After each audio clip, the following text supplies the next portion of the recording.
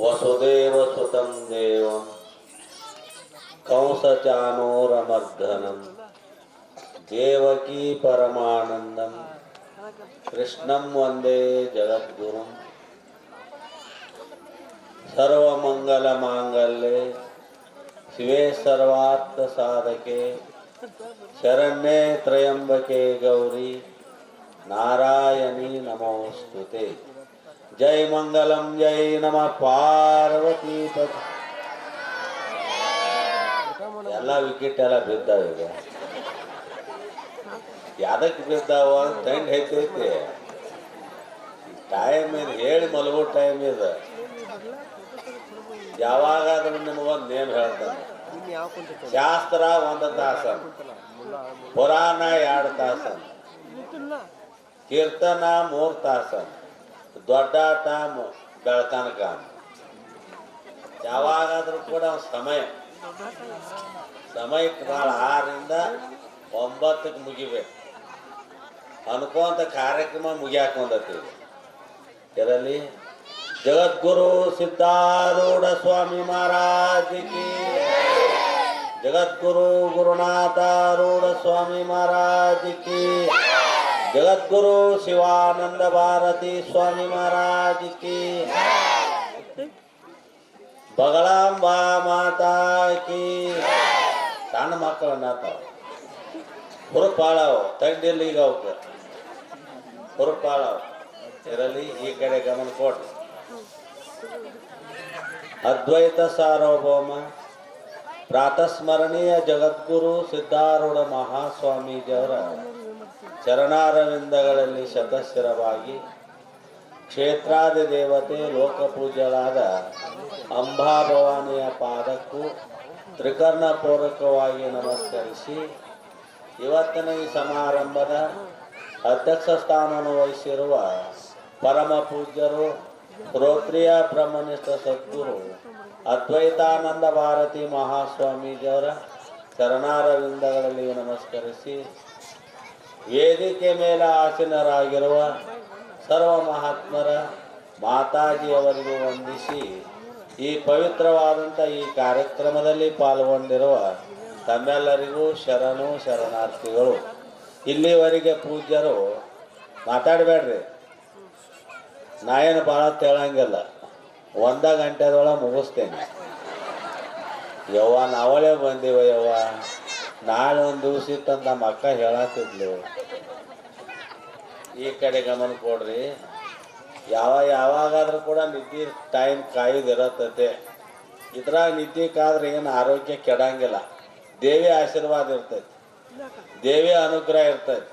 ನೀವು ಬೆಳತನಕ ನಿದ್ದೆ ಕಾದ್ರೆ ನಿಮಗೆ ಏನು ಆಗಂಗಿಲ್ಲ. ಬೆಳತನಕ ನಿದ್ದೆ ಕಾದ್ರೆ ಏನಾಗ ಆಕೆ ಕೃಪಾ ಇರ್ತೈತಿ, ಆಕೆ ಕರುಣಾ ಇರ್ತೈತಿ. ಅದಕ್ಕೆ ಸಣ್ಣ ಮಕ್ಕಳನ್ನ ಯಾಕೋ ಭಾಳ ಹಾಳಾಕತ್ತಾವು. ಮಾನ್ಯ ಗೋಕಾಕ್ ಬಸ್ ಸ್ಟ್ಯಾಂಡ್ನಾಗ ನಿಂತಿದ್ನಿ, ಒಬ್ಬಾಕಿ 12 ಹುಡುಗರು ಕರ್ಕೊಂಬಂದು ನಾನು ಮುಂದೆ ನಿಂತಳಾಕಿ. 12 ಹುಡುಗರು, ನೀ ಅಂಗನವಾಡಿ ಟೀಚರ್ ಇರ್ಬೋದು, ಇವರು ಯಾವ್ರಿಗಾರು ಪ್ರವಾಸ ಕರ್ಕೊಂಡು ಹೊಂಟಾರೋ ಅಂತ ಆಕಿನ ಮಾತಾಡಿಸ್ಬೇಕಂತ ಮಾತಾಡ್ಸೇ ಬಿಟ್ನ್ಯಾ. ಯಾವ್ರಾರು ಶಾಲೆ ಹುಡುಗರು ಕರ್ಕೊಂಡು ಹೊಂಟ್ರಿ ಟೀಚರ್ ಅನ್ನಿ. ನಾ ಟೀಚರ್ ಅಲ್ಲ ಅಂದ. ಮತ್ತು ಮಕ್ಕಳು ಎಲ್ಲ ನನ್ನೂ ಅಂದ್ಲಾಕಿ. ಏನೇವ 1 ಡಜನ್ ಅದಾವು ಅಂತ ನಾನು ಇನ್ನೂ 2 ಮನ್ಯಾಗ ಬಿಟ್ಟು ಬಂದೇನು ಯಪ್ಪ ಅಂದ್ಲಾಕಿ. ಅಂಬಾ ಭವಾನಿ ಜಾತ್ರೆಗೆ ಎಲ್ಲರೂ ಬರೋರ. ಅಂಬಾ ಭವಾನಿ ಎಲ್ಲರನ್ನು ನೋಡ್ತಾ ಇದ್ದಾಳೆ. ಈ ಜಗತ್ತು ಯಾವುದರಿಂದ ತೋರುತ್ತದೆ? ನಿನ್ನಿಂದ ಅಂತ ದೇವಿಯಿಂದ ತೋರಾತತ್ತಿದ. 84 ಲಕ್ಷ ಜೀವರಾಶಿಗಳು ಒಂದು ಚಿಟಿಕೆ ಹೊಡೆದೊಳಗೆ ಎಲ್ಲ ತೋರಿಬಿಟ್ಟು ಜಗತ್ತ ತೋರಾಕೈತಿ. 14 ಲೋಕಗಳು ತೋರಾಕತ್ತು. ಮನುಷ್ಯರು ಆದ, ಸ್ತ್ರೀಯರಾದ, ಮಕ್ಕಳು ಆದರು, ಎಲ್ಲವೂ ಆದಾಕೆ. ಸಂಪತ್ತು ಆದಾಕೆ, ಅನ್ನಪೂರ್ಣೇಶ್ವರಿ ಆದಾಕೆ, ಎಲ್ಲ ಆದಾಕೆ ಅದಾವ. ಆಕೆನ ಬಿಟ್ಟು ಏನು ಗತಿ ಇಲ್ಲ. ದೇವತೆಗಳು ಆದಾಕೆ, ರಾಕ್ಷಸರ ಆದಾಕೆ, ಎಲ್ಲವೂ ಅಕ್ಕಿಯಿಂದನೂ ನಡೀತೈತಿ. ಅದು ಆಕಿಲ್ಲದ ಏನೂ ನಡೆಯಂಗಿಲ್ಲ. ಬಸ್ಸಿನಾಗ ಎಲ್ಲರೂ ಕೂತು ನಾವು ಪ್ರಯಾಣ ಬೆಳೆಸ್ತೇವೆ. ಒಂದು ಬಸ್ನಾಗ ಎಷ್ಟು ಜನ ಇರ್ತೈತ್ರಿ? 60 ಪ್ಯಾಸೆಂಜರ್. ಈಗಿನ ಕಾಲದ ಎಲ್ಲರೂ ಸೀಟ್ ಹಿಡ್ಕೊಂಡು ಸೀಟ್ ಸಿಕ್ಕ ತಕ್ಷಣ ಒಂದು 2 ಎಕರೆ ಭೂಮಿ ಗಳಿಸದಂಗೆ. ಈಗ ಒಂದು ಬಸ್ಸಿನಾಗ ಒಂದು ಸೀಟ್ ಸಿಕ್ಕರೆ 2 ಎಕರೆ ಭೂಮಿ ಗಳಿಸದಂಗೆ. ಅವಾಗ ಸೀಟ್ ಸಿಕ್ಕಾಗ ನಮ್ಗೆ ಏನಾಕೈತೆ ಅಂದ್ರೆ ಇಲ್ಲದಲ್ಲಿ ನಿದ್ದೆ ಇರ್ತೈತೆ. ಅದು ನಿದ್ದೆ ಬರ್ತದೆ ಬಸ್ಸಿನಾಗ, ಮಕ್ಕೋತೇವೆ, ಎಲ್ಲರೂ ಮಕ್ಕೋತೇವೆ ಬಸ್ಸಿನಾಗ. ಡ್ರೈವರ್ ಮಕ್ಕೊಂದ್ರೆ ಗತಿ ಏನಾಕಿತ್ತು? ಡ್ರೈವರ್ ನಮಗ ಕಣ್ಣು ಮುಚ್ಚಿರ ಮುಂಜಾನೆ ಸುದ್ದಿ ಹಾಕಿತ್ತು, ಬಸ್ ಪಲ್ಟಿಯಾಗಿ 60 ಮಂದಿ ಕಲಾಸ್ ಆಗಿದ್ದಾರೆ. ನೋಡ, ಡ್ರೈವರ್ ಇದ್ದಾಗ ದೇವಿ ಎಲ್ಲರನ್ನೂ ರಕ್ಷಣೆ ಮಾಡ್ದ. ಆಕಿ ನೆನೀರಿ ಬೇಕಾದ್ರೆ ಬಿಡ್ರಿ, ನೀವು ಆಕಿ ಸ್ಮರಣೆ ಮಾಡ್ರಿ ಬೇಕಾದ್ರೆ ಬಿಡ್ರಿ, ನಿಮ್ಮನ್ನು ಕಾಪಾಡಕ್ಕೆ ಆಕೆ ಅದ. ಅದಕ್ಕೆ ಇಲ್ಲಿ ಏನು ಹೇಳ್ಯಾರು ಅಂದ್ರೆ ಶ್ರೇಷ್ಠವಾದಂಥ ಭಕ್ತಿ ಮಾಡ್ರಿ. ಎಂಥ ಭಕ್ತಿ ಇರಬೇಕು? ದೇವರು ಮೆಚ್ಚುವಂತೆ, ದೇವಿ ಮೆಚ್ಚುವಂತೆ ಇರಬೇಕು. ಭಾವ ಶುದ್ಧ ಇಟ್ಕೊಂಡು ಭಕ್ತಿ ಮಾಡ್ಬೇಕು ನಾವು. ಭಾವ ಅಂದ್ರೆ ಯಾವುದಕ್ಕಂತಾರ? ಒಳ್ಳೆಯ ಮನಸ್ಸಿನಿಂದ ಮನ್ಮನಾಭವ ಮದ್ಭಕ್ತೋ ಮಧ್ಯಾಜಿ ಮಾಂ ನಮಸ್ಕುರು ಅಂತ ಭಗವದ್ಗೀತಾ ಹೇಳ್ತೈತಿ. ನನ್ನಲ್ಲಿ ಮನಸ್ಸಿಡು. ನಾವು ಎಲ್ಲಿ ಇಡಬೇಕು ಮನಸ್ಸು? ದೇವಿಯಲ್ಲಿ ಇಡಬೇಕು. ನೀವು ಕೊಟ್ಟು ವಸ್ತು ದೇವ್ರಿಗೆ ಮುಟ್ಟಂಗಿಲ್ಲ, ಅವು ನಿಮ್ಮ ಭಾವನೆ ಮುಟ್ತೈತಿ. ನೋಡು, ಮನ್ಯಾಗ ಅಡುಗೆ ತೊಗೊಂಡು ಇಲ್ಲಿ ಬಂದು ದೇವಿಗೆ ಕೈ ಮಾಡಿದ್ರೆ ಏನಾಕೈತಿ? ಅಮ್ಮಗೆ ಅರ್ಪಣೆ ಮಾಡಿ, ಅಮ್ಮ ಏನು ತಿಂತಾಳ? ಆಕೆ ನಿಮ್ಮ ರೊಟ್ಟಿನ ಏನು ತಿನ್ನಂಗಿಲ್ಲ. ನೀವು ಅರ್ಪಣೆ ಮಾಡ್ತಾರಲ್ಲ ಒಳ್ಳೆ ಮನಸ್ಸಿನಿಂದ, ಅಷ್ಟ ಸ್ವೀಕಾರ ಮಾಡ್ತಾಳೆ. ಅಮ್ಮಗೆ ಏನೂ ಕೊರತಿಲ್ಲ, ಎಲ್ಲವನ್ನೂ ಕೊಟ್ಟಾಕಿ. ಒಬ್ಬ ಮನುಷ್ಯ ಲಾಟ್ರಿ ಟಿಕೆಟ್ ತೊಗೊಂಡಿದ್ದಾವ, ಲಾಟ್ರಿ ಅದು ಮರನೇ ದಿವಸ ಹಚ್ಚೋದಿತ್ತದ 1 ಲಕ್ಷ ರೂಪಾಯಿ. ಅವಾಗ ಎಲ್ಲಮ್ಮನ ಗುಡ್ಡಕ್ಕೆ ಹೋದ ಮನುಷ್ಯ. ಹೋಗಿ ದೇವಿ ಮುಂದೆ ಬಿಡ್ಕೊಂಡು, ಎಲ್ಲಮ್ಮ ತಾಯಿ, ನಾವೊಂದು ಲಾಟ್ರಿ ಟಿಕೆಟು ತೆಗೆದುಕೊಂಡಿದ್ದೇನೆ, 1 ಲಕ್ಷ ರೂಪಾಯಿ ನನಗೆ ನಾಳೆ ಹತ್ತಿದರೆ ನಿನಗೊಂದು ಜಂಪರ್ ಪೀಸ್ ಕೊಡುತ್ತೇನೆ ಅಂದವ. ದೇವಿ ಮುಂದೆ ಬಿಡ್ಕೊಂಡು ನಾವು ಮನೆಗೆ ಕಂಡಾಬಿಡಿ ಬಿಡ್ಕೋತೀವಿ ನಾವು. ಬಿಡ್ಕೊಂಡು ನೀವು 1 ಲಕ್ಷ ರೂಪಾಯಿ ಹತ್ತಿದಾಗ ಒಂದು ಜಂಪರ್ ಪೀಸ್ ಕೊಡುವ ಆಸಾಮಿ ಅದ. ಬೇಡ್ಕೊಂಡು ಎಲ್ಲಮ್ಮ ಎದ್ದು ಬಂದು ಪ್ರಸನ್ನ ಆಗಿ ಅಂದ, ಹುಚ್ಚ, ನನ್ನ ಗುಡಿ ಹಿಂದೆ 3 ಟ್ರಕ್ ಅದಾವ, ಯಾವ ಜಂಪರ್ ಪೀಸ್ ಅವನು ಬೇಕಾದ್ರೆ ನಿನ ಹೋಯ ಅಂದ್ಲಾಗಿ. ನಿನ ಬೇಕಾದ್ರೆ ಹೋಯ, ದೇವ್ರಿಗೆ ಏನು ಕೊರಿತೈತಿ? ಯತ್ ಕರೋಸಿ ಯದಸ್ನ್ಯಾಸಿ ಯದ್ ಹೋಸಿ ದದಾಸಿ ಯತ್ ಪಶ್ಯತಿ ಕೌಂತಯ್ಯ. ಎಲ್ಲವನ್ನು ತಿನ್ನುವುದನ್ನು, ಮಾಡುವುದನ್ನು, ಕೊಡುವುದನ್ನು ಎಲ್ಲವೂ ದೇವಿಗೆ ಅರ್ಪಣೆ ಮಾಡಿ. ಆಕೆ ನಿಮ್ಮ ವಸ್ತು ಅಲ್ಲೇ ಇರ್ತಾವೆ, ಹತ್ರ ಏನು ನೋಡಂಗಿಲ್ಲ. ಅರ್ಪಣೆ ಮಾಡ್ಯಾನೋ ಅಥವಾ ಎಲ್ಲೋ ಅರ್ಪಿಸಿ ತಿನ್ಬೇಕು. ಎಲ್ಲವೂ ನಿನ್ನದು ಅಂದ್ರೆ ಬೆತನಕ ನಿದ್ದೆ ಹತ್ತೈತಿ ನಮಗೆ. ನಾಂದು ಅನ್ಕೊಂಡಿ ಬೆತನಕ ನಿದ್ದೆ ಹತ್ತಂಗಿಲ್ಲ. ಒಬ್ಬ ಬೆಳಿಗ್ಗೆ ಅಂತ ನಾ ಬೆತನಕ ನಿದ್ದೆ ಆಗಿಲ್ಲ. ಏನಾರು ಆಗಿರ್ಬೇಕು, ದೊಡ್ಡ ಸಾಹೇಬಾರ ಆಗಿರ್ಬೇಕು, ಮಿನಿಸ್ಟರಾರ ಆಗಿರ್ಬೇಕು, ಏನಾರು ಒಂದು ನೀ ಆಗಿದ್ದಿ ಅನ್ಕೊಂತ ಮಕ್ಕೊಂಡೆ ಅಂದ್ರೆ ನಿದ್ದೆ ಹತ್ತಂಗಿಲ್ಲ ಮನುಷ್ಯಾಗ. ನಿದ್ದೆ ಸುಖಾನು ಸಿಗಬೇಕಾದ್ರೂ ಕೂಡ ದೇವಿ ಕೃಪಾನೇ ಬೇಕು. ಒಬ್ಬವ್ರು ಕೆಟ್ಟ ಕನಸುಗಳು ಬೀಳ್ತಾವ ನೋಡ್ರಿ, ರಾತ್ರಿ ರೀ ಬೀಳ್ತಾವಿಲ್ರಿ. ನಮ್ಮ ಊರಾಗ ಬೀಳತಾವ, ನಿಮ್ಮ ಊರಾಗ ಬೀಳ್ತಾವೇನಿಲ್ಲ. ಒಬ್ಬ ಕೆನಮಾಗ ಕನಸು ಬಿಟ್ಟು ಲಾಭ ಹೋಯ್ಕೊಂತ ಮನ್ಯಾನ ಮುಂದೆ ಕುಂತ. ಯಾಕೆ ಸ್ವಪ್ಪನಗಳು ಬೀಳ್ತಾವು? ಮಲಗುವ ದೇವಿ ನೆನೆರಿ, ಅಂಬಾ ಭವಾನಿ ಅಂತೇಳಿ 11 ಸಲ ನೆನೆಸಿ ಮಕ್ಕೋರಿ. ನಿಮ್ಗೆ ಯಾವ ಕೆಟ್ಟ ಕನಸುಗಳು ಬೀಳಂಗಿಲ್ಲ. ಎದ್ದು ಕೂಡಲೇ ಹಾಸಿಗೆ ಕುಂತ ಒಂದು 11 ಸಲ ಅಟ್ಟ ಅಂಟ್ರಿ ನೀವು. ಗುಡಿಗೆ ಹೋಗಾಕೇನು ಪುರ್ಸೊತ್ತಾಗಂಗಿಲ್ಲ, ಬಿಲ್ಕುಲ್ ಪುರ್ಸೊತ್ ನೈ, ಕಾವಡಿ ಪ್ರಾಪ್ತಿ ನೈ. ಜೀವನದಾಗ ಯಾರು ಪುರ್ಸೊತ್ತೈತಿ ಅಂದ್ರೆ ನೀವೇನೋ ಹೇಳೋದು ಜಾತ್ರೆ ಐತಿ, ಎಲ್ಲರೂ ದಿವಸ ಬರಕ್ಕೆ ಯಾರಿಗೆ ಹಾಕತ್ರಿ?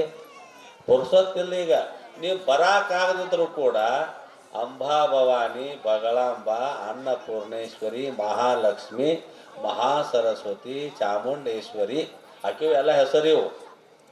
ಆಕೆ ನೀವು ರಾಜರಾಜೇಶ್ವರಿ ಅಂದರು ಆಕೆನ ಕರೆದಂಗ, ಅಂಬಾ ಭವಾನಿ ಅಂದ್ರೆ ಪಾರ್ವತಿನ ಕರೆದಂಗ. ಆಕೆಗೆ ಸಹಸ್ರ ನಾಮಗಳು ಅದಾವ, 1000 ನಾಮಗಳಿಂದ ಕರೆಸಿಕೊಳ್ಳುತ್ತಿದ್ದಾಳೆ. ಅದ್ರಾಗ ಒಂದು ಹೆಸರು ನೀವು ಮಲಗುವಾಗ ಒಂದು 10 ಸಲ 11 ಸಲ ಅಂದರೆ 7 ಗಂಟೆ ತಂದು ಬಿಡ್ರಿ. ಆವತ್ತಿನ ಸಂಸಾರ ಚಂದ ಇರ್ತೈತಿ, ಆರಾಮ ಇರ್ತೈತಿ. ಅದಕ್ಕೆ ಇಲ್ಲಿ ಏನಪ್ಪ, ದೇವರಿಗೆ ಭಕ್ತಿ ಅರ್ಪಣೆ ಮಾಡಬೇಕಾಗೈತಿ. ಭಕ್ತಿಯಲ್ಲಿ ಏನಿರಬೇಕು ಅಂತ, ನನ್ನದು ಕೂಡಿರಬಾರ್ದು. ಅಲ್ಲಿ ನನ್ನದು ಕೂಡಿರಬಾರದು. ಬೆರ್ಕೆ ಭಕ್ತಿ ಅಂತ ಇರ್ತೈತಿ. ಕೆಲವು ಮಂದಿ ಬೆರಕಿ ಭಕ್ತರು ಇರ್ತಾರೆ. ಕೀರ್ತಿ ವಾರ್ತೆಗೆ ಮಾಡುವ ಭಕ್ತರು ಅನೇಕರುಂಟು. ಕೀರ್ತಿ ವಾರ್ತೆ ನಮ್ಮ ಹೆಸರು ಬರಲಿ ಅನ್ನೋ ಮಂದಿ ಜನ ಭಾಳ ಐತಿ.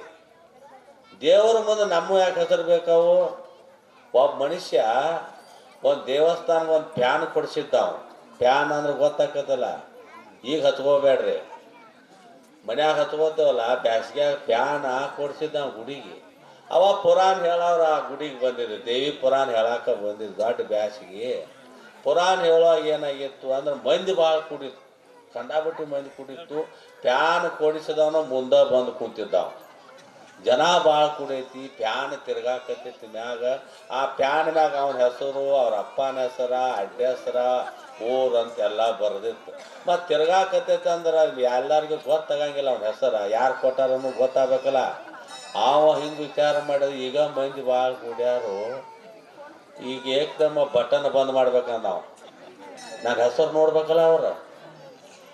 ಅವಾಗ ಏಕ್ದಮ್ಮ ಬಟನ್ ಬಂದ್ ಮಾಡ್ಯದ ನಾವು. ಪುರಾಣಕ್ಕೆ ಶಾನ್ಯ ಭಾಳ ಇದ್ದ, ಏ ತಮ್ಮ ಭಾಳ ಶೆಕೆ ಆಗಾಕತ್ತೆ, ಅದನ್ಯಾಕೆ ಬಂದ್ ಮಾಡಿದಿ? ಸ್ವಾಮಿಗಳ ಪ್ಯಾನ್ ನಾನು ಕೊಡ್ಸೇನ, ಕೊಡ್ಸಿದ್ರೆ ಚಲೋ ಐತಿ, ಅದನ್ಯಾಕೆ ಬಂದ್ ಮಾಡಿದಿ? ತಿರುಗೋದ್ರಿಂದ ಇಲ್ಲಿ ನೋಡಾಕೇನು ಕೇಳಾಕೇನು ಜನ ಬಂದೈತಿ, ಅವ್ರು ನನ್ನ ಹೆಸರು ಗೊತ್ತಾಗಂಗಿಲ್ಲ. ಆಮೇಲೆ ಬಂದಿದ್ದಾಗ ಎಲ್ಲರೂ ನೋಡ್ಕೋತಾರ, ನೋಡ್ಕೊಂಡು ಹೋದ್ಮ್ಯಾಗ ನೀ ಬೆಳ್ತಾನಕ ಹಚ್ಕೋ ಅಂದಾವ. ಇದು ನಮ್ಮ ಹೆಸರು ಬರಲಿ ಅಂತ ಕೆಲವಾದ ಮಾಹಿತಿ. ದೇವಿ ಕಾರ್ಯಕ್ರಮಾರ ಮಾಡ್ರಿ, ಸಿದ್ಧಾವಡ ಅಜ್ಜನ ಕಾರ್ಯಾರ ಮಾಡ್ರಿ, ನೀವು ಸೇವಾರ ಮಾಡ್ರಿ, ನಾ ಮಾಡೇನೋ ಅನ್ನೋದು ಬರಬಾರ್ದು. ಇಲ್ಲಿ ಮನಸ್ಸಿನಾಗ ಬರಬಾರ್ದ. ನಾ ಅನ್ನೋದು ಬಂತು ಎಂಥದ ನಾ ಅಂದ್ ಎಷ್ಟೋ ಮಂದಿ ಹಾಳಾಗಿ ಹೋಗ್ಯಾರ, ಎಷ್ಟೋ ಮಂದಿ ಹಾಳಾಗಿ ಹೋಗ್ಯಾರ. ರಾವಣನ ಸಾಮಾನ್ಯ ಭಕ್ತಿ ಮಾಡಿದನ. ರಾವಣ ದೊಡ್ಡ ಶ್ರೀಮಂತ, ಅವಾಗೆಲ್ಲ ಅನುಕೂಲ ಇತ್ತು. ಆದರೂ ಕೂಡ ನಾನು ಅಂತ ಬಂತು ಏನು ಮಾಡ್ತೇವೆ, ಮನುಷ್ಯನ ನರಕಕ್ಕೆ ಕರೆದುಕೊಂಡು ಹೋಗುತ್ತದೆ. ಇದು ನಾ ಮಾಡತಕ್ಕಂಥ ಕರ್ತವ್ಯ ಅಂತೇಳಿದ್ರೆ ಯಾರು ದೇವಿಯಲ್ಲಿ ಮನಸ್ಸನ್ನು ಇಡುತ್ತಿದ್ದಾರೆಯೋ, ಮನಸ್ಸನ್ನು ಅರ್ಪಣೆ ಮಾಡ್ರಿ. ನೀವು ಮನಸ್ಸು ಭಾಳ ಚಂಚಲಕೈತಿ, ಎಲ್ಲರೂ ನೋಡಿರ್ಬೇಕಾದ್ರೆ ನೀವು ಇಲ್ಲೆಲ್ಲರೂ ಇಲ್ಲಿ ಕುಂತೇವಲ್ಲ, ನಾವು ಕುಂತೇವ್ ಕರೆ ನಾ ಮನಸ್ಸು ಎಲ್ಲೆಲ್ಲಿ ಹೋಗಿ ದೇವ್ರಿಗೆ ಗೊತ್ತಾಗ. ಯತ್ರ ಯತ್ರ ಮನೋಯಾತಿ ತತ್ರ ತತ್ರ ಬ್ರಹ್ಮ ದರ್ಶನಂ. ಮನಸ್ಸು ಎಲ್ಲೇ ಹೋದರೂ ಕೂಡ ದೇವಿನ ಕಂಡಂಗಾಗಿರ್ಬೇಕು, ಸಿದ್ಧಾವಡ ಅಜ್ಜನ ಕಂಡಂಗಾಗಿರ್ಬೇಕು. ಮನಸ್ಸು ಹೋಗಲ್ಲ, ಅದು ಎಲ್ಲರ ಮನಸ್ಸು ಚಂಚಲ ಐತಿ. ಒಬ್ಬ ಮನುಷ್ಯ ಪುರಾಣ ಕೇಳಾಕ ಕುಂತಿದ್ದ, ಮನಸ್ಸು ಎಷ್ಟು ಮಜಾ ಮಾಡ್ತೈತಿ, ಎಲ್ಲರನ್ನು ಮಜಾ ಕೇಳ್ತ. ನಿಮಗೆ ಚಂಚಲಂ ಹಿ ಮನ ಕೃಷ್ಣ ಪ್ರಮಾರ್ಥೆ ಬಲವದೃಢಂ. ಮನಸ್ಸು ಚಂಚಲ, ಇದು ತಡೆಯುವುದಾಗದು, ಇದು ನಿಲ್ಸಾಕೆ ಯಾರಿಗೂ ಆಗೋದು. ಆದರೂ ಕೂಡ ಅಭ್ಯಾಸದಿಂದ, ಒಳ್ಳೆ ಗ್ರಂಥ ಓದುವುದರಿಂದ ಮತ್ತು ವೈರಾಗ್ಯದಿಂದ ಮನಸ್ಸನ್ನು ನಿಲ್ಲಿಸಲಿಕ್ಕೆ ಬರುತ್ತದೆ. ಮನಸ್ಸು ಓದಾಡ್ತಕ್ಕಂಥ ಮನಸ್ಸನ್ನು ಒಳ್ಳೆ ಅಭ್ಯಾಸ ಮಾಡುವುದರಿಂದ, ಗ್ರಂಥ ಓದುವುದರಿಂದ ಮನಸ್ಸು ಏಕಾಗ್ರತೆ ಆಗುತ್ತದೆ. ದೇವರ ಚಿಂತನದಿಂದ, ವೈರಾಗ್ಯದಿಂದ ಇರಲಿ. ಆ ಪುರಾಣ ಕೇಳಕ್ಕೆ ಕುಂತಾನ, ಕೇಳ್ಕೊಂತ ಹೆಂಗೆ ವಿಚಾರ ಮಾಡ್ತಾನೆ ಗೊತ್ತನ. ನಾ ಶ್ರೀಮಂತ ಆಗ್ಬೇಕಾದ್ರೆ ಏನು ಮಾಡಬೇಕು ಅಂದವ. ನೀ ಶ್ರೀಮಂತ ಆಗಬೇಕಾದ್ರೆ ಮನಸ್ಸಿನಾಗ ಬಂತು, ದೊಡ್ಡ ಒಂದು ಅಂಗಡಿ ತೆಗಿಬೇಕು ಅಂದ. ಮನಸ್ಸಿನಾಗ ಅಂಗಡಿ ತೆಗಿಬೇಕಂತ ಯಾ ಅಂಗಡಿ ತೆಗಿಬೇಕಂತ ಮಾತು ವಿಚಾರ, ಅರ್ಬಿ ಅಂಗಡಿ ತೆಗಿಬೇಕಂದ. ಮನಸ್ಸಿನಾಗ ಅಂಗಡಿ ತೆಗಿಯೋದೇನು ದೊಡ್ಡ ಮಾತು ರೀ? ಮನಸ್ಸಿನಾಗ ಇಂಡಿಕಾ ಕಾರ್ ಗಾಡಿ ತರೋದೇನು ದೊಡ್ಡ ಮಾತು? ಮನೆ ಕಟ್ಟೋದೇನು ದೊಡ್ಡ ಮಾತು? ಮನಸ್ಸಿನಾಗ ಬೆಂಗಳೂರು ಹೋಗೋದೇನು ದೊಡ್ಡ ಮಾತು? ದಿಲ್ಲಿ ಹೋಗೋದೇನು ದೊಡ್ಡ ಮಾತು? ಮನಸ್ಸು ಫೋನಿನಕ್ಕಿಂತಲೂ ವೇಗ್ಯದ. 10 ನಂಬರ್ ಹೊಡಿದ್ರೆ ಲೇಟ್ ಆಕೈತಿ ಫೋನು, ಅದಕ್ಕಿಂತ ಮನಸ್ಸು ಬೆಂಗಳೂರಾಗ ಅಡ್ಯಾಡ್ತೈತಿ. ಬೆಂಗಳೂರು ತುಂಬ, ನಗರ ತುಂಬ ಸಂಚಾರ. ಹಂಗೆ ಅಡ್ಯಾಡೋದು. ಅವಾಗ ಕುಂತು ಏನು ಮಾಡಿದ, ಅರಿವಿ ತಂಗೆ ಅಂಗಡಿ ಎಲ್ಲಿ ಬೈಲು ಒಂಗಲ್ಕ ತೆಗಿಯೋನು, ಪ್ಯಾಟಿಗೆ ಹೆಚ್ಚ ತೆಗ್ದಂಗೆ ಆಯ್ತಿ. ಅವನ ಕೈಯಾಗ ಒಂದು 10 ಮಂದಿ ಗಿರಾಕಿ ಕೊಡೋರು ಇಟ್ಕೊಂಡ, ಆ ಮಕ್ಕಳನ್ನ ಇಟ್ಕೊಂಡ, ವ್ಯಾಪಾರ ಜೋರು ನಡೀತು. ಏನು ದಿವಸ ಕಂಡಾಬಟ್ಟಿ ಮಂದಿ ಬರಾಕೈತಿ, ಮದುವೆ ಅರಿವಿ ತೆಗ್ಸಾಕ ದೊಡ್ಡ ಗದ್ಲ ಅವಾಗ. ಅವು ಚಹಾ ಕುಡಿಯಾಕ ಪುರ್ಸೋತಿಲ್ಲ, ಬಿಲ್ಕುಲ್ ಪುರ್ಸೋತ್ ನೈ, ಕವಡಿ ಪ್ರಾಪ್ತಿ ನೈ ಅಂತ ಶಾಸ್ತ್ರ ಹೇಳ್ತೈತಿ. ಪುರ್ಸೋತಿಲ್ಲದಂಗೆ ಆಯ್ತು ಹೋಗೋದು. ಒಬ್ಬೊಬ್ರು ಹಂಗೆ ಇರ್ತಾರೆ ನೋಡಿ, ತಮ್ಮ ಮನ್ಯಾಗ ತಾವು ಉಣ್ಣಾಕ ಪುರ್ಸೋತಿಲ್ಲ. ಅದಾರನಿಲ್ಲ ಜಗತ್ನ್ಯಾಗ. ಊಟ ಮಾಡಾಕಡೆ ಪುರ್ಸೋತ್ ತೋರಲ್ಲ, ನಿದ್ದೆ ಮಾಡಾಕಡೆ ಪುರ್ಸೋತ್ ತೋರಿ. ಜೀವನದಾಗ ಎಲ್ಲ ಬಿಟ್ಟು ಹೋಗೋದೈತಿ. ಆದ್ರೆ ಅವ ಪುರ್ಸೋತಿಲ್ದಂಗಾತಿ. ದೊಡ್ಡ ವ್ಯಾಪಾರ, ದಿವಸ ಒಂದು 50,000 2 ಲಕ್ಷ ಲಾಭ ಆಗಾಕೈತಿ. ಅಂತೂ ಕೊನೆಗೆ ಏನು ಬಂದವ, ಅವಾಗ ಜೋರು ನಡೀತಿ ವ್ಯಾಪಾರ. ಅವನು ಮದುವೆನೂ ಆಗಿರ್ತಿಲ್ಲಪ್ಪ, ಮದುವೆನೂ ಆಗಿರ್ತಿಲ್ಲ. ಅವಂದ ಮದ್ವೆ ಮಾಡ್ಕೋಬೇಕಂತ ಸಂಕಲ್ಪ ಮಾಡಿದ್ರು. ಕನ್ಯಾ ಕೊಡೋರು ಬಂದ್ರಪ್ಪ ಅವರು. ಹುಡುಗಿ ನೋಡಿದಂಗನೂ ಆಯ್ತು. ಕನ್ಯಾ ನೋಡಿದ ತಕ್ಷಣ ಇವನು ಮನಸ್ಸನ್ನು ಒಪ್ಪಿ, ಆ ಹುಡುಗಿನ ಇವನು ಒಪ್ಪಿದ್. ಅಂತೂ ನಿಶ್ಚಿತಾರ್ಥ ಮುಗೀತಿ, ಮದ್ವೆ ತಾರೀಖ್ ಫಿಕ್ಸ್ ಆತಿ. ಕಲ್ಯಾಣ ಮಂಟಪಕ್ಕೆ ಎಲ್ಲಾರು ಅಕ್ಷತೆ ಹಾಕಿರ. ಮನೆತಾಗ ಏನು ದೊಡ್ಡ ಮಾತು, ಎಲ್ಲ ಆಗೋಯ್ವು. ದೊಡ್ಡ ಮಂದಿ ಓದಾರ ಬರ್ಸಾರ ಎಲ್ಲಾರು ಬಂದ್ರು. ಆಯ್ತು ಮದುವೆ ಆಯ್ತಪ್ಪ. ಮನೆಗೆ ಬಂದು ಹೆಂಡತಿ ಬಂದ ತಕ್ಷಣ ಏನಾಯ್ತು ಗೊತ್ತನ, ಮತ್ತು ಸಂಸಾರ ಚಾಲು ಆಯ್ತು. ಮಕ್ಕಳು ಅದು ಮಕ್ಕಳು 4 ಅದಾವು, ದೊಡ್ಡವು ಅದು. ಇವ್ನು ವ್ಯಾಪಾರ ಜೋರು ನಡೆದ. ಎಲ್ಲಿ ಕುಂತಾನಿವ, ಎಲ್ಲಿದಾನೀಗವ? ಪುರಾಣ ಕೇಳಾಕುಂತ. ಮಕ್ಕಳು ಅವ ಹೇಳಿದ್ರು, ನಿಮ್ಮ ಅಪ್ಪನ ಕರ್ಕೊಂಬರೋವು, ಟೈಮ್ ಆಗ್ಯದ 3 ಗಂಟೆ ಊಟಕ್ಕಂತ ಒಂದು ಮಗನ ಕಳಿಸ್ಕೊಡು.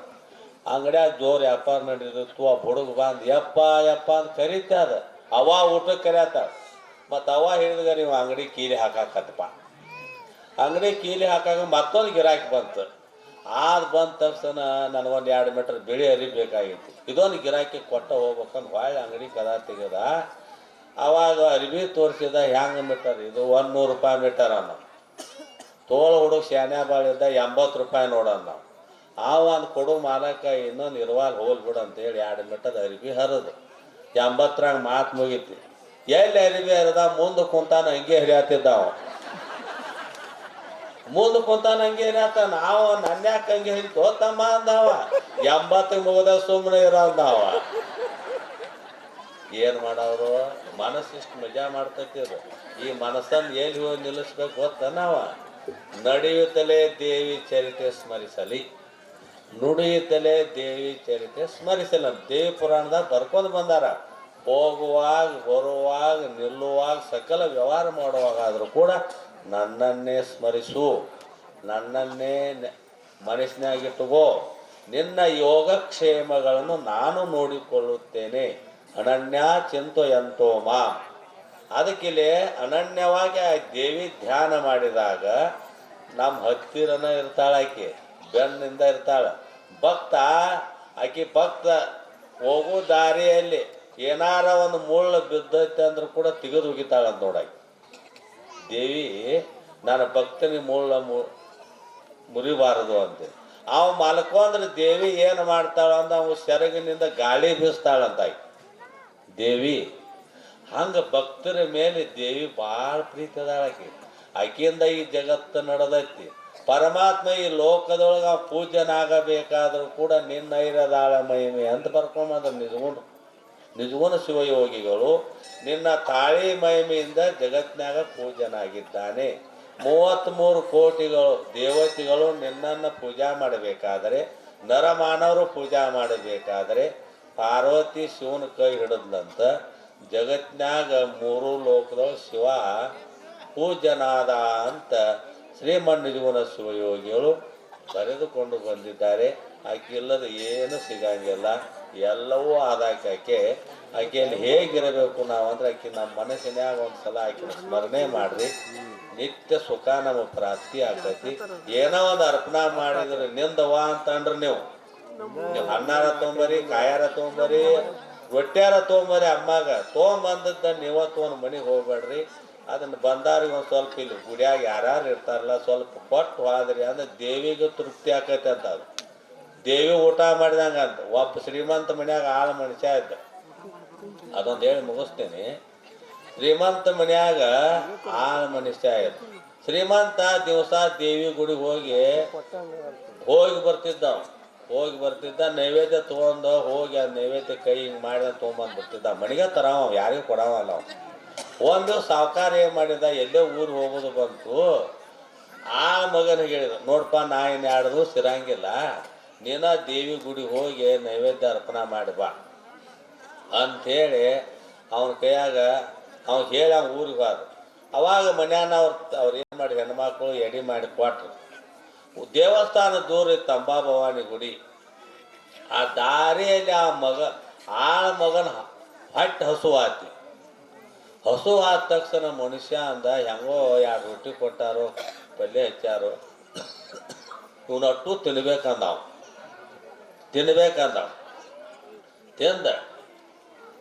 ತಿಂದಗಾರ ಏಕದಮ ದೇವರ ಗುಡಿ ವಾದಾನ ತಾಡ್ ತೊಗೊಂಬನ್ಯಾಕ ಕೊಟ್ಟು ಇದ್ರಂತೆ 2 ದಿವಸ ಮಾಡಿದ ಅವ 3ನೇ ದಿವ್ಸಕ್ಕೆ ಏನಾತಿ ಅಂದ್ರೆ ದೇವ್ರ ಅವ್ರ ಕನಸಿನ್ಯಾಗ ಬಂದು ದೇವಿ ಸಾವುಕಾರ ಕನಸಿನ್ಯಾಗ ಬಂದು ಏನಂತಾಳೆ ದೇವಿ 2 ದಿವಸ ಆರಾಮ್ ಊಟ ಮಾಡೀನಿ ಅಂದ ಅವ. ದೇವಿ ಅಂದ್ಲ ಸಾವುಕಾರ ಕನಸಿನ್ಯಾಗ ಬಂದು ನಾ 2 ದಿವಸ ಆರಾಮ್ ಊಟ ಮಾಡಿ. ಅವಾಗ ಆ ಮಗನ ಕರೆದವ ಏನು ಮಾಡ್ಕೊಂಬಂದು ಗುಡಿಗೆ ಹೋಗಿ ಅಂದವ. ಅಲ್ಲ ಸಾವುಕಾರ ಸುದ್ದಿ ಆಗೈತಿ ಇದು ಇದ್ದಕ್ಕಿದ್ದಂಗೆ ಹೇಳ್ಬೇಕಂದವ. ಹೌದು ಅವುಗಳು ಅಡುಗೆ ಮಾಡಿಕೊಟ್ರು ನಡು ದಾರಿ ತಿಂದ ಹಂಗೆ ತೊಗೊಂಬಾನಿ ತಾಟ. ಅವ ಅಂದ ನಾವು ಎಷ್ಟು ದಿವಸ ದೇವಿ ನಡ್ಕೊಂತ ಹೋಗಿ ದಿವಸ ನೈವೇದ್ಯ ತೊಗೊಂಡು ಹೋಗಿ ಮನೆಗೆ ತೊಗೊಂಬರ್ತೀನಿ. 1 ದಿವಸ ನಂಗೆ ದೇವ್ರ ಆಶೀರ್ವಾದ ಮಾಡಲಿಲ್ಲ. ಕೇವಲ ನೀ 2 ದಿವಸ ಆದಿಲ್ಲ ನಿನಗೆ ಆಶೀರ್ವಾದ ಮಾಡ್ಯಾಳ. ಇದನ್ನ ಯಾಕೆ ಹೇಳಿದ ಅಂದ್ರೆ ತಿಂದ ಹೋಗಣ್ಣ ಹಂಗೆಲ್ಲ ಭಾವನಾ ನೋಡ್ತಾಳೆ ದೇವಿ. ಹಸಿದಾವಾಗ ಅನ್ನ ಹಾಕಿದ ದೇವಿಗೆ ಭಾಳ ಸಂತೋಷ ಆಯ್ತು. ಉಣ್ಣದ ಲಿಂಗಕ್ಕೆ ಬೋನ ಹಿಡಿಯುವರು.